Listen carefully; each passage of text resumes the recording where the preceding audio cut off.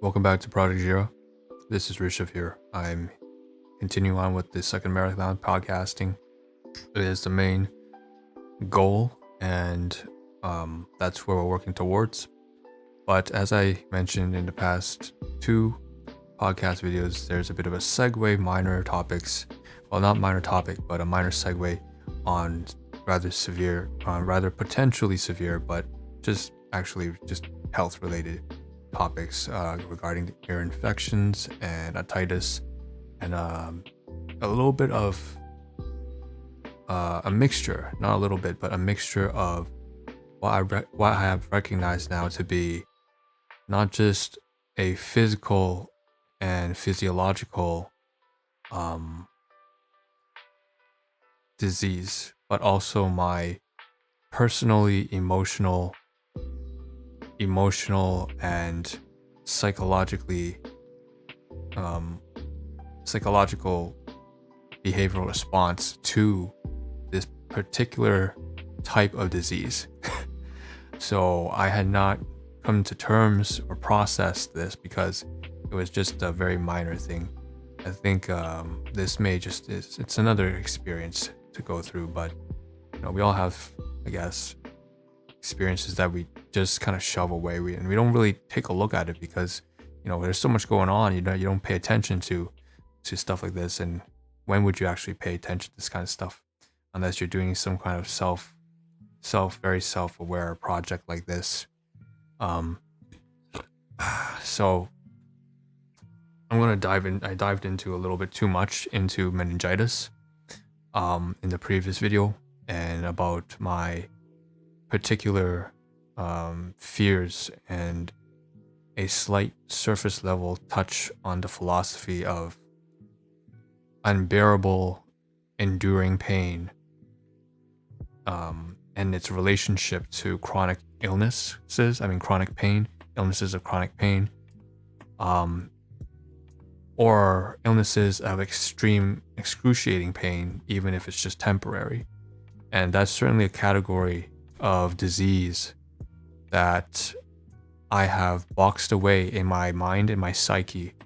I've sort of put meningitis and associated with it irrational fear. I have an irrational fear of ear infections.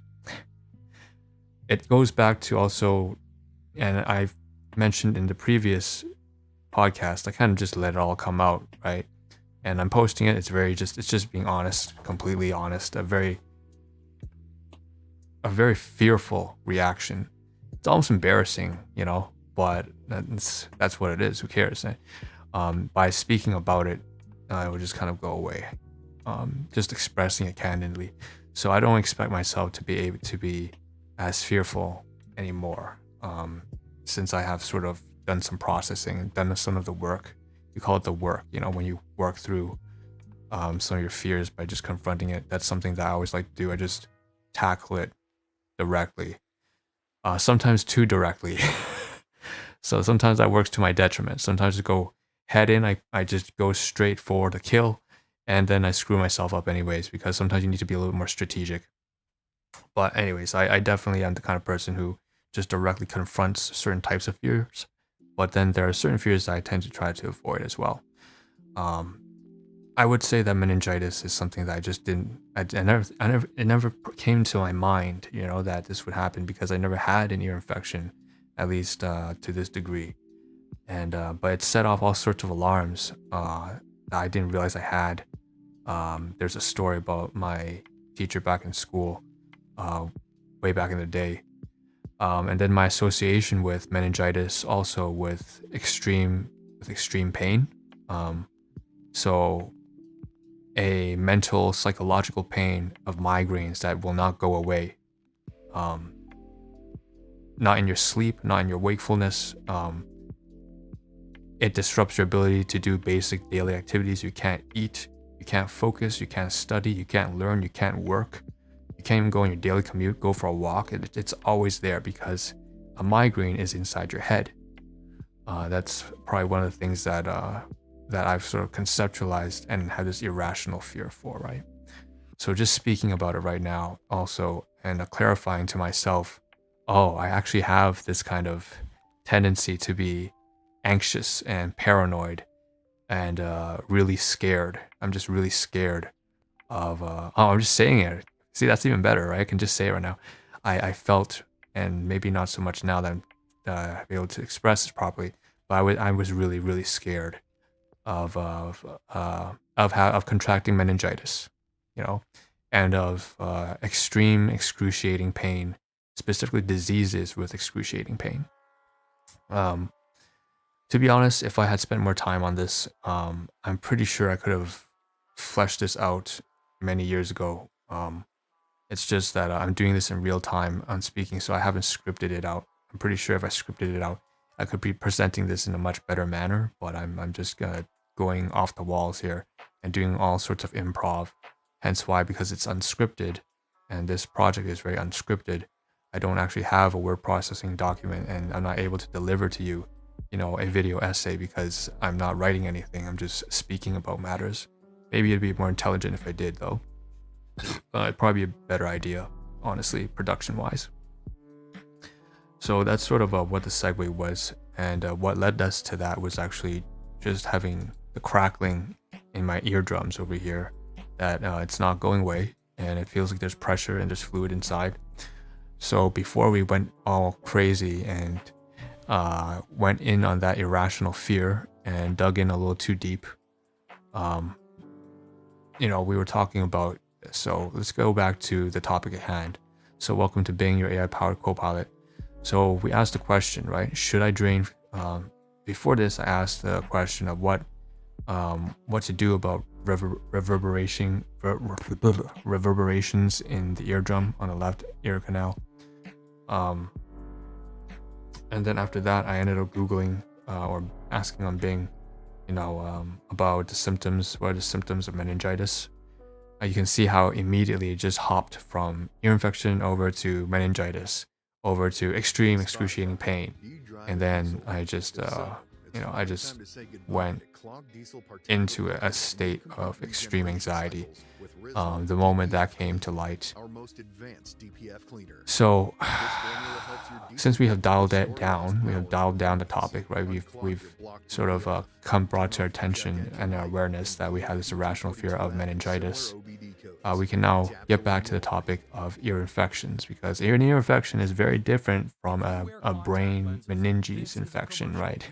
This is not going to be filled with migraines or it doesn't have a high mortality rate or anything like that. This is not one of those like severe diseases that would end up leaving you decapitated and having permanent hearing loss for the rest of your life, potentially. Okay, so it's not. Okay, so let's just cover what I decide to do, and hopefully we can get back to the daily podcasting stuff on the side. This is part of it too, though. This is part of the project. So we have here some questions I asked. Should I drain fluid from ear infections? So this is the third query. The first one was reverberations, having crackling in the ear. The second one was the symptoms of meningitis. And then the third here is, should I drain fluid from an ear infection? And generally the answer for me being says, obviously it's not recommended to drain fluid from the ear infection. The fluid usually drains out through the eustachian tube, which is the narrow tube behind the eardrum that connects to the back of the nose and throat, which we are very well aware of. There is basically an ear canal and a nasal canal, and also like the pharynx, the throat. The fluid drains out into the back of the throat to prevent buildup in the ear, where bacteria can grow and cause an infection. If you're experiencing symptoms of an ear infection, it's important to get an accurate diagnosis and prompt treatment. Call your doctor if symptoms last for more than a day, if you have a lot of pain, or you observe a change in, or if you observe a discharge of fluid, pus, or bloody fluid from the ear. So that's something that the last line there, I want to get some some clarification on what are the next steps, right? I wanted to know what to do, what actions I should take, or at least to get a note, be able to have a note in my head. I'm not communicating myself properly right now. until I'm being very affected by, I'm allowing myself to be affected by this fear. I really should not be. It's just an ear infection at the end of the day. It's just some crackling in the ear that's not going away. But I want to know the next step. So the next step is, if there is, so what should I be monitoring for? What kind of symptoms should I be aware of that would lead me to go to the doctor? And otherwise, if not, I can just let it be. So I want to know what the next steps are. I want some clarity, right? So if I see that there is leakage of fluid, whether it's pus or blood or even just regular discharge, like just clear fluid from my ears, then I should see a doctor. Okay. And if the symptoms last for more than a day, with severe pain, you should see a doctor as well, or go to the ER or something like that. Okay. What are some treatments for an ear infection? So treatment for an ear infection depends on the cause and location of the infection. Options include pain relievers, allergy medications, antibiotics, etc. So this will not be very useful. I just asked the question out of curiosity. Obviously, you don't want to choose any of these treatments because you don't know what the diagnosis is. You don't know what the cause is for your specific ears. I certainly don't know why specifically my ears are crackling like this. I can say most likely there's like a minor perforation, so maybe a rupture or a hole in my eardrum. What are some common symptoms of an ear infection? Common symptoms of ear infections include mild pain or discomfort inside the ear, a persistent feeling of pressure inside the ear, pus-like ear drainage, and hearing loss. These symptoms might persist or come and go. Symptoms may occur in one or both ears. Pain is usually more severe with a double ear infection, which is an infection in both ears, and so on and so forth. And lastly, how can I prevent getting an ear infection? You can avoid exposure to allergens. Other things to reduce the number of infections include breastfeeding, they're talking about babies here. That's not very useful. So let's get back down here. So what can I do for an ear infection? It is very advised that you see a doctor if you have an ear infection in order to receive adequate treatment. We don't know if I have an ear infection right now, but if it is, that's something worrisome. Tinnitus is a general term for inflammation or ear infection, inner ear infection, middle ear infection in both humans and other animals. And what is that graphic right there? What is that image? All images. So this might be a little bit graphic. If you guys don't want to see, look away. I'm not going to hide this, right? That's gross. Wow. Yeah, you can see the pus and stuff like that.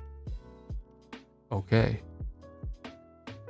That image over there that's all blackened out looks almost like a gangrene. So that's when your tissue actually starts to die off, and that's why it turns black and foul smelling. It's basically, it's when your tissues start to decay. And then we have the yellow pus, which is always gross to look at. I always wanted to know what the eardrum actually looked like, and now I can see. I see that it is in fact it's so thin. It's just a translucent little barrier. Wow. And now I understand why it's recommended that you don't stick your Q-tip or one of those ear swabs, right? They say those cotton ear swabs you should not stick inside the ear. I never realized how thin the membrane is, the tympanic membrane, because I never actually went through to see. Even in my anatomy class, we never had pictures of the actual eardrum canal in real, from real cadavers.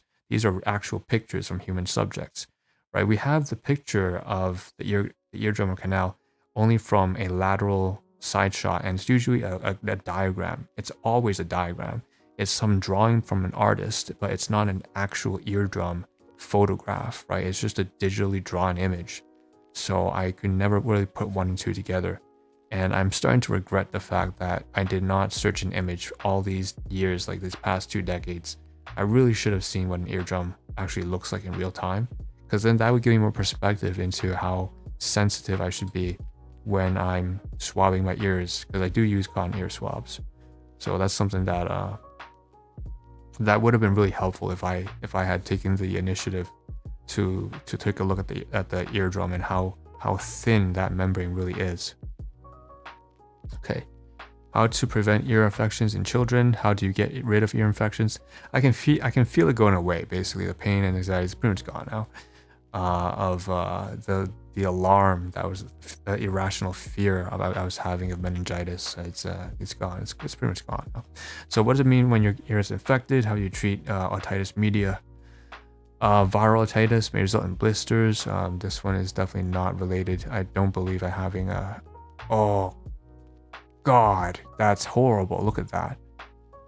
Perforation of the right tympanic membrane, resulting from previous acute. Jeez. Look at that. Sorry guys, these are graphic images. I know I shouldn't be. These are graphic. Again, I just go in on it. I don't mind. That is a huge ass hole. That's very scary. I mean, wow. But I mean, clearly I'm not scared anymore, right? I just kind of, it's like there was a story of like Bruce Lee when he was afraid of cockroaches. He would just one day he was afraid of it, and then the next day his wife Linda woke up and he had created this entire necklace of cockroaches that he had found, large Madagascar-sized cockroaches, 2 inches wide in length, and he just made a necklace of cockroaches. Immediately the next day, the moment he knew he was afraid of cockroaches was the moment he decided to go and directly kill them and then bring them and then use them, become familiar with his fear until he was not afraid anymore. That's basically that's usually my solution, is like when I'm afraid of something, I just learn more and more and more about it. And I just like look at the gory graphic images until I'm completely desensitized from it all. So, and then you can kind of laugh at it. And it's kind of gross. I think I'm going to have to mark this podcast on Spotify as explicit because of the graphic imagery. That's okay, guys. This is very real. Let's go over to no. I want to read that. That was Wikipedia, right? So I love Wikipedia articles. Otitis is a general term for inflammation or infection. Inner ear infection, middle ear infection in humans and other animals. Okay. Let's take a look at some of this. When inflammation is present due to when inflammation is present due to fluid buildup in the middle ear and infection is not present, is considered otitis media with effusion. Subdivided into the following, and we're only going to read these 3 here. So otitis externa involves inflammation, either infectious or non-infectious, of the external auditory canal, sometimes extending all the way to the pinna or the tragus. The pinna, guys, is that flap of skin you have by the ear. That's what the pinna is. Let's go down here further. Usually associated with Pseudomonas aeruginosa infections. This is bringing back the microbiologist in me too. This is a common and encapsulated gram-negative. Yo, we were doing tests about this. This is like 2nd year uni, man. Pseudomonas aeruginosa. Yeah, we definitely. I remember swapping these across the micro labs petri dishes using aseptic technique and using the sterilizers. Wow, Bunsen burners back inside. Okay, this is back in the lab room again. It's a common encapsulated gram-negative aerobic facultatively anaerobic rod-shaped bacterium that can cause disease in plants and animals, including humans. Okay, the second one, otitis media or middle ear infection, involves the middle ear, not surprisingly. So this photograph here is of the middle ear, ENT surgery. You can tell it's a real infection because everything's turned dark red. Again, the tissue's starting to like die off. In the otitis media, the ear is infected, clogged with fluid behind the eardrum in the normally air-filled middle ear space. This is the most common infection. Very common in babies under 6 months. I'm not a baby though. This condition sometimes requires a surgical procedure called myringotomy or tube insertion. Otitis interna involves the inner ear. Inner ear includes sensory organs for balance and hearing. That's very dangerous, right? We're talking about vestibule, talking about proprioception, so your ability to tell, where up and right, up and down, left and right are, front and back, balance, your positioning in 3D space. When the inner ear is inflamed, vertigo is a common symptom. Other symptoms in adults include pain and drainage from ear problems. Okay. None of these sound unpleasing. Of course, we don't want to have any single one of these. Okay. All right, so let's go further down. How do you prevent? How do you get rid of it? Inner ear infection. Avoid exposure to allergens. Treat any infections that may spread to the ear. Complications. If left untreated, it may lead to complications such as hearing loss. If untreated, injury due to falls from vertigo, dehydration due to nausea and vomiting, so on and so forth. I can tell that I still have a little bit of that irrational fear right now. I have this like high pitch inflection. You know when you're speaking and you have this high pitch inflection at the end of your sentences. That's how I can tell right now. I'm not exactly here. My state of mind isn't exactly where I want it to be right now still. Okay, let's go further down. So, news about preventing an infection. My pacing is also off, right? I'm speaking too quickly and erratically. So I speak really quickly and then really slowly, really quickly and then really slowly. Instead, I should be more steady. I'm also not sitting right. It's also about body posture. And okay, so can ear infection go away on its own? Ear infections are common but pesky and painful. Everything parents need to know about that. Okay, so these are more for parents. How to prevent an ear infection, so on and so forth. Stop it. OBS Studio is always fooling around. We're 21 minutes in, and I only covered one single tab. Let's cover the next one. Here are some images from. So these, as I mentioned, are diagrams, right? These are diagrams, like what you would see in a human physiology or human anatomy textbook. These are the kind of diagrams that I saw as I was going through my studies. But again, the most useful thing for me would have been to actually search up an actual photograph of a real in-life tympanic membrane of, the actual eardrum. That would have given me so much more clarity on how sensitive I should be when swabbing my eardrums with a cotton swab. Even though that's not exactly what led to my particular case of the ruptured eardrum, for me, most likely was something else. It had more to do with probably just the headphones too long. But knowing how sensitive and how thin the membrane is in real life would lead me to be a lot more careful, whether it's cotton ear swabs or just listening to audio in general. It's just that ignorance that I had, that I just was not aware of what it looked like. I wasn't able to connect the dots 1 and 2 between how sensitive the eardrum actually is. You can see all these amazing diagrams here. Sound reverberation. There's some physics here with acoustical analysis, not really related, but that's kind of covering the more for like presentations and so on and so forth. What I'm really interested in, of course, is this. You can see here diagrams of speed of sound, noise, human ears, 8th grade science here on YouTube. And you can see all the different little interesting inner and outer ear anatomy. The pinna, the anvil, the cochlea, the auditory nerve, the hammer. I remember all this kind of stuff.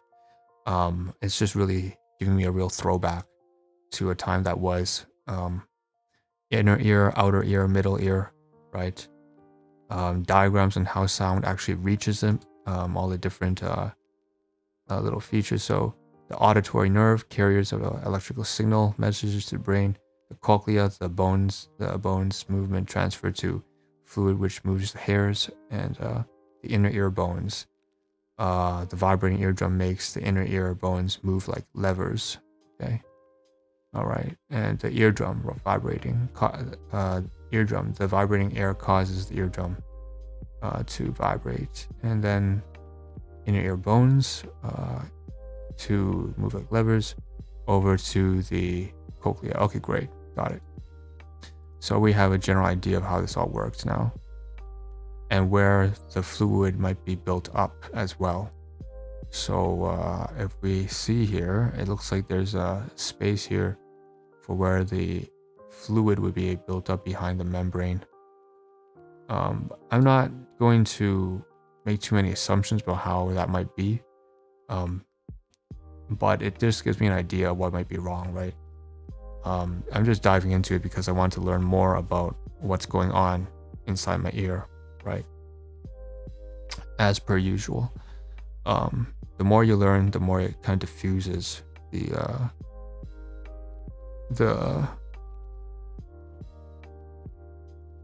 not always, but sometimes, if you do it right.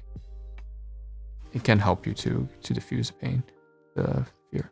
Okay, so I think that's enough images. Let's get rid of this as well. And the last tab, I think, two last tabs here. So this is from Healthline. Some people can make these sounds occur at will. So this is interesting because it turns out that some people can actually control. For many of us, when we go swimming and we get out of the swimming pool, right? We get annoyed if our ears get plugged, and then there's that water in the ear sensation. But there are actually people who can actually control it. So I thought that was super interesting, and I clicked here. So from medically reviewed by Cynthia Taylor Kowalski, MPSAS, probably Master of Physiology or something like that, in applied science. So causes, voluntary control, differences from tinnitus, tonic tensor tympani syndrome, when to see a doctor, and takeaway. So from ringing to rumbling, loud weird sounds only ears can hear. Let's go further down. Rumbling is a surprisingly common one. It's often due to a protective effect that keeps sounds happening outside your body from being too loud to your ears. However, there's some medical conditions, usually treatable, that cause rumbling as well. I'm gonna get a drink of water.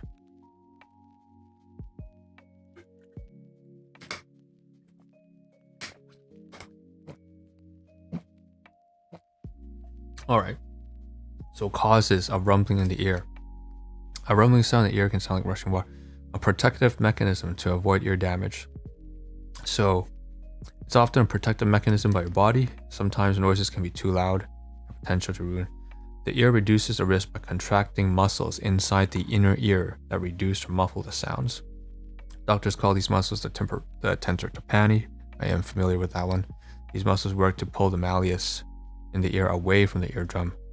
As a result, the eardrum isn't able to vibrate as much as usual, and creates a dampening effect in the ear, which can create a rumbling sound.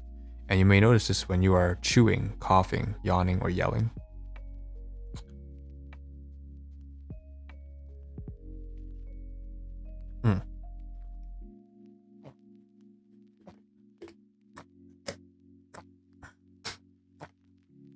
Now here are the underlying medical causes. Sometimes there are underlying medical causes that create a rumbling sensation, including an ear infection. A middle ear infection or otitis media can occur when a person cannot drain the fluid from their eardrum. The result can be ear pain, fever, a feeling of fullness in the ear, and problems hearing. Sometimes these problems of hearing can cause you to experience a rumbling sound in the ear. Meniere's disease, inner ear disorder, usually affecting one ear, causes symptoms of disease. Here's the interesting part, right? Like I mentioned, this is super interesting. You always learn something new. So some people can make these changes occur at will. So they can force that to happen. I don't know why I would force that to happen. Definitely, it's not something I enjoy. Sometimes the rumbling sound is one you can control. A small subset of people are able to contract the tensor tympani muscles in their ear at will. Or it kind of reminds me of people who can wiggle their ear, or people who are double jointed. Some people may do this without even realizing it. They may find that they occasionally experience a roaring or rumbling noise and aren't aware they are creating the effect on their own. One way you may know you're doing it is that you expect to hear a rumbling when you do a specific activity or when you're thinking about your ears and the sound hits. The ability to voluntarily contract the tensor tympani muscles may have additional benefits in addition to protecting the ear from loud inner noises. The ability to tense the muscles may also mask low frequency sounds, so a person can hear higher and often harder to hear higher frequency sounds that are higher in pitch.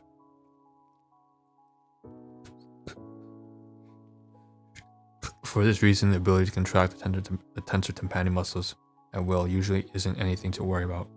Again, most people won't even realize they're doing it. Is the rumbling sound related to tinnitus? Tinnitus is a condition that causes a person to hear sounds even though there aren't any identifiable sounds nearby. Sometimes this sound is ringing in the ears. Other times this sound may be chirping, hissing, roaring, or whooshing. Okay, whatever. The degree to which tinnitus affects a person's hearing can vary. Doctors know that some people experience tinnitus due to abnormalities in the blood vessels, while others experience problems with muscles in the ears. The muscles include the tensor tympani muscles, not necessarily though. and so on and so forth. And then tonic tensor tympani syndrome, TTTS. So it sounds like TTS or text to speech, but it's not. Rare form of tinnitus. Okay, we don't have to cover this. This is extra stuff. I was just really interested in the fact that some people can make it happen on their own. So last one here. So Lesantra Maslia. So audio prosthetics. What to do in case of a ruptured eardrum? In case of discomfort or pain, should always consult an ear, nose, and throat doctor or ENT doctor. The eardrum should heal on its own within 6 to 8 weeks. During this time, however, you should avoid anything that may aggravate the tearing or cause of infection. Aggravated tearing or cause infection. This means do not introduce anything such as washing with water, using eardrops, cotton swabs, earplugs, and etc. Use more care when blowing your nose or sneezing. Do not plug your nose. Limit yourself to the outer part of your ear canal when you clean it. Use a clean wipe and your little finger only. Also, avoid sudden movements that can cause trauma and for unhindered healing. Avoid noisy environments. So this applies in this case to not wear, the headphones and have it blasting. Treatments and impacts on hearing, so on and so forth. A perforated eardrum doesn't affect hearing quality if it does not exceed 3 millimeters. If it is more serious, more than 2/3 of the eardrum, hearing loss can range from 20 to 40 decibels. I can tell that basically that's not my case right now, which is good. Consult a doctor as soon as you notice an annoying symptom such as buzzing, moderate pain, or partial deafness. To confirm the diagnosis, they can prescribe antibiotics in case of infection or special products to promote healing. It is possible, especially in the case of recurring ear infections, that the tear will no longer close, and so in the case of permanent rupture, the doctor may suggest tympanoplasty in order to improve your hearing. We encourage you to pay closer attention to the signs of ruptured eardrum in order to know what is necessary not to aggravate any further. And common symptoms. Okay, the last thing I think we'll read. Can go completely unnoticed, a minor tear, but a person may experience many symptoms at the same time, from radiating pain in the face, a decrease in hearing, infections, of course, a tear is an open door for bacteria. An odorous fluid may accumulate and flow into the ear. That's gross. Water seeping from the ear after swimming or dizziness. Okay. Causes. Incidents of minor trauma. Chronic ear infections is a frequent side effect. Flow of blood exerts pressure. Usually cracks after a certain time on the eardrum. Very intense noise. Very rare, but high intensity noise like explosion can cause a breach. Change in pressure as well. Okay, so a ruptured eardrum is very common, can occur as a result of routine, everyday incident. In general, it's not serious as the membrane repairs itself after a few weeks. For more serious ruptures, a tympanic graft should be considered. Alright, that's about it. So I'm going to leave this tab open and then close it off when I'm finally done with citing it. So I want to leave this here for the title of this video when I'm naming the file. Aside from that, I can see it's 30 minutes. That's way too long for any video, but I wanted to wrap this up. I didn't want to talk anymore about this because it's just more divergence from what we're supposed to be working on. So I'll see you guys in the next one. This is again place for us, Project Jira, and God, I'm not thinking straight at all right now. But okay, let's just not overthink. I'm gonna go drink some water, and we'll cover some daily food purchases and some stuff, and then we'll move on to podcasting again, as well as the reaction series. Yeah. Okay. See ya.